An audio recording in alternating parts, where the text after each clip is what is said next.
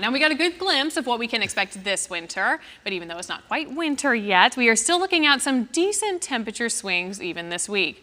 So today we have Houston Chronicle meteorologist Justin Ballard. It joins us today to talk about how these temperature swings can affect our cars. And this every year is just one of these annoyances, that we see. It really is. Houston is Houstoning, if you will. We're squeezing all seasons into 1 week. From record heat yesterday and Monday, 99 and 98 degrees.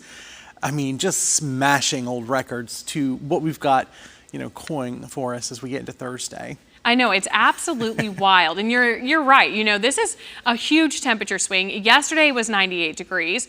And today, this morning, we were back down into the low 60s. And then what we have coming up on Thursday is going to be even more drastic. So even if you didn't notice a change, when it comes to your car today, you may notice it tomorrow. And you may not have noticed. I know my car light, no car lights were on, thankfully. No low pressure tire lights were on. But by Thursday morning, by tomorrow morning, we could certainly see those low pressure lights on. Temperatures this morning, many of us woke up to 61, 62, 63, a couple of upper 50s there, Huntsville to Cleveland. But we've talked about this, or you have at least already. It is going to be in the 40s. Now, that's more typical of late November, early December, not necessarily mid-October. So we like to go big here in Houston, and we are going to take a huge temperature swing. But like you were saying, yes, we're talking about the tire, the low tire pressure light that pops up here. And yeah, a lot of us will see it this time of year, and we all are rushing, to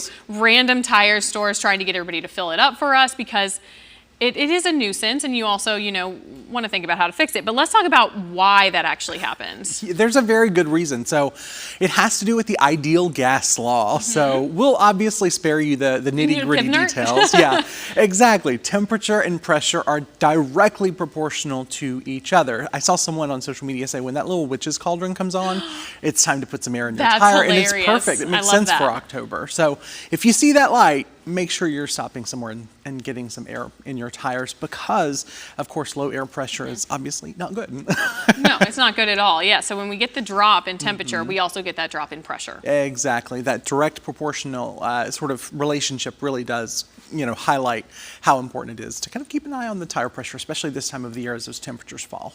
So if you do see that, which it's going to be a possibility, yes, this week, but also not, even if it's not this week, you're probably going to see it sometime within the next few months. So I don't know, a lot of people always are thinking, do I need to take care of this right now? I would say, take care of it as soon as you can. Basically, once the light comes on, maybe that's just me being like panicky. Once that light comes on, I go and get it taken care of. And I feel like a lot of the times too, it gets so cold on some of these mornings that you wake up with it and you're like, oh, I got to deal with this today. And by the afternoon, we've heated back up and you're like, oh, wait. So I would say even in that point, it's probably a good idea to go check in just in case. Exactly. So I know a lot of different things to think about, but we always want to take care of our cars, especially as our seasons start to change. So thank you so much for breaking that down today. Thanks for having me.